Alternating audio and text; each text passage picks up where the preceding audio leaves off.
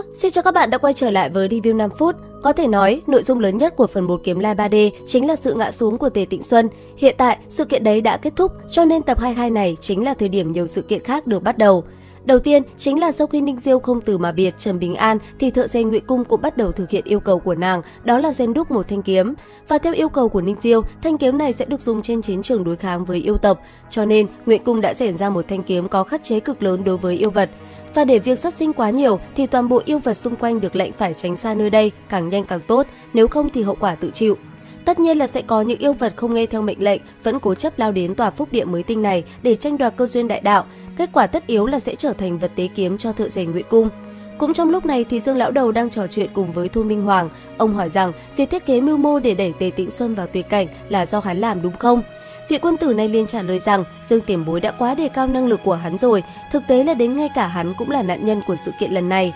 Thôi Minh Hoàng cũng không biết được rằng việc hắn là người đầu tiên trong 4 thế lực lớn tiến vào Ly Châu Động Thiên đã bị người khác lợi dụng. Kẻ đó đã tung tin đồn rằng Nho gia đã phái một vị quân tử đến để thu hồi đi tín vật. Điều này có nghĩa là nội bộ Nho gia đã quyết định từ bỏ Tề Tịnh Xuân. Vậy là 3 thế lực khác là Đạo, Binh và Phật cũng lập tức cho người đến để lấy đi các vật áp thắng, bảo vệ trận pháp của Ly Châu Động Thiên.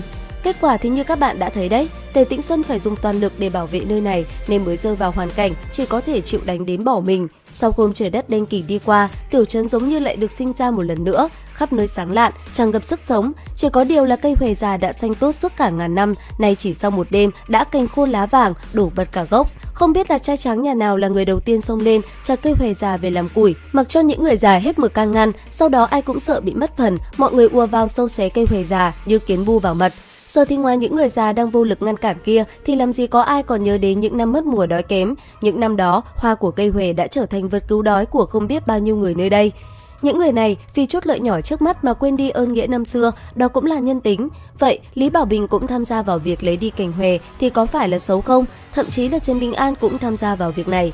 Tuy rằng bây giờ hắn phải đi đến chỗ lò rèn của Ngụy Cung ngay lập tức, nhưng Trần Bình An đã đề nghị Lý Bảo Bình trong lúc đi lấy cành huệ thì hãy để ý xem có lá huệ nào rơi trên đất mà vẫn còn màu xanh thì giúp hắn nhặt về. Đổi lại thì nàng có thể tạm thời để cành huệ lấy được vào trong sân nhà hắn, như thế thì đường đi sẽ ngắn hơn so với phải đi về Lý Phủ rồi quay lại. Lý Bảo Bình cũng sẽ có thể lấy được nhiều nhánh huệ hơn. Dặn dò xong, Trần Bình An tiếp tục đi đến chỗ của Nguyễn sư phó, nhưng không hiểu sao hắn lại nằm mơ giữa ban ngày lần nữa. Liệu lần này có giống như lần trước không nhỉ? Thấy thần nữ xinh đẹp như thế kia mà lại mở miệng gọi người ta một tiếng lão tiền bối thì không ăn vả mới là chuyện lạ đấy. Diễn biến tiếp theo chính là Hà Bà Mã Lan Hoa, bà ta được lệnh của Dương Thần Quân là phải trợ giúp Ngụy Cung rèn đúc thanh kiếm kia. Để làm được điều đó thì cần hoàn thành 2 việc. Thứ nhất là bơi qua khúc sông ở ngay bên dưới mũi kiếm treo dưới lang kiều.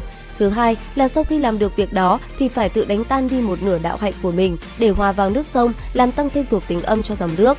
Nên biết rằng khu vực bên dưới mũi kiếm cụ kia đối với Mã Lan Hoa rất là đáng sợ. Bà chỉ cần đến gần thôi cũng đã cảm thấy giống như đưa thân vào trong chảo dầu sôi, cực kỳ đau đớn, lại thêm việc phải tự làm giảm đạo hạnh của mình khiến cho mụ ta càng thêm luyến tiếc.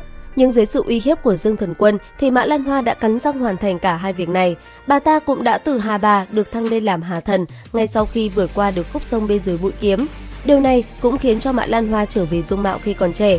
Bây giờ thì đến lượt phản diện chính của giai đoạn tiếp theo ra sân, đó chính là thiếu niên có dấu son ở giữa trán. Người này đã phá đám lúc Ngụy Tú đang giảng giải về khiếu huyệt cho Trần Bình An. Hắn chính là Thôi Đông Sơn. Hiện tại thì có thể tạm thời coi hắn là phân thân của quốc sư Thôi Sàm, là sư huynh và cũng là chủ mưu trong việc khiến Tề Tịnh Xuân bỏ mình. Vốn là Ngụy Tú còn đang hết sức vui vẻ giới thiệu cho Trần Bình An về vị trí và tác dụng của mấy khiếu huyệt, ví dụ là nhân trung, nhâm đốc này nọ, thì Thôi Đông Sơn chen ngang vào hỏi sao cô nương không chỉ cho hắn xem huyệt đan điền ở vị trí nào.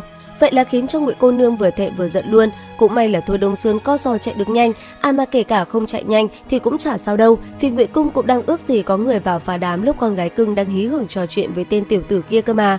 Đúng lúc này thì lại có một nhóm tu sĩ cưỡi mây đạp gió đi đến nơi đây, quả đúng là đang buồn ngủ thì gặp chiếu manh, nên biết được rằng Ly Châu Động Thiên trước khi rơi xuống là nơi cấm tiệt thần thông và thuật pháp.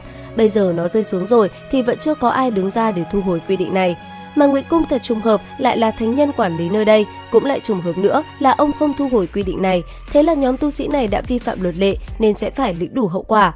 Chuyện diễn ra sau đó thì tương đối dễ nói, kẻ nào cãi thì ăn búa, phản kháng thì ăn đập, mà chạy thì ăn kiếm. Tóm lại là bé nào cũng có phần, trước sau thay nhau đi gặp tổ tiên hết. Cuối cùng là khi Trần Bình An từ chỗ thợ rèn Ngụy Cung trở về, sau khi tặng cho Lý Bảo Bình 3 chiếc lá hòe thì bỗng nhiên bầu trời giống như đột nhiên tối sầm lại. Hóa ra là trên bầu trời có rất nhiều kiếm tu đang ngự kiếm bay qua. Bất chợt, nhóm kiếm tu này dừng lại, một người trong số đó nhanh chóng hạ xuống chỗ của Trần Bình An. Mà người này hóa ra lại là Ninh cô nương. Nàng quay lại chỉ nguyên nhân đơn giản bởi vì nàng cảm thấy không từ mà biệt thật sự không sảng khoái, cho nên nàng xuất hiện để nói lời từ biệt với Trần Bình An mà thôi. Nói xong một lời này, Ninh Diêu cũng liền ngự kiếm phi hành bay đi, bóng dáng rất nhanh biến mất sau ánh chiều tà. Đến đây thì cũng hết tập 22 Kiếm Lai 3D. Xin chào và hẹn gặp lại các bạn ở những video tiếp theo.